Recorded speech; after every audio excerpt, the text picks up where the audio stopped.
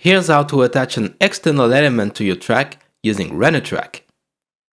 Sometimes you might need an element that isn't part of the track to follow the scrolling word, like a VFX, and RunnerTrack lets you do that safely. In RunnerTrack, scrolling is driven by the motion anchor. This anchor moves forward continuously, and every track element follows its motion. But since the anchor keeps moving forward, its numeric value can eventually get very large and cause calculation issues. To avoid it, RunnerTrack automatically resets the motion anchor when it reaches the anchor reset distance defined in the track configuration. This reset is completely safe for track elements. But if you parent an external object directly to the motion anchor, that object will snap back when the anchor resets. So a basic parent relationship is not ideal.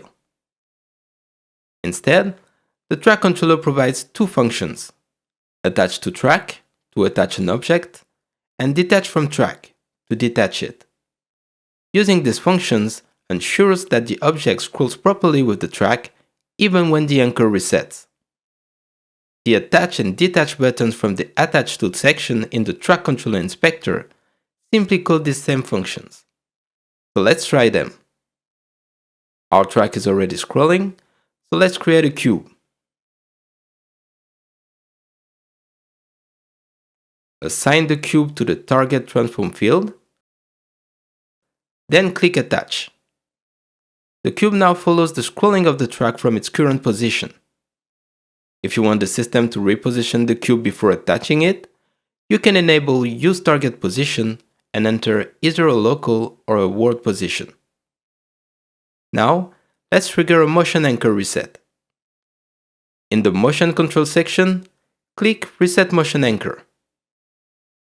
As you can see, the cube keeps scrolling without any interruption, even though the motion anchor has just reset.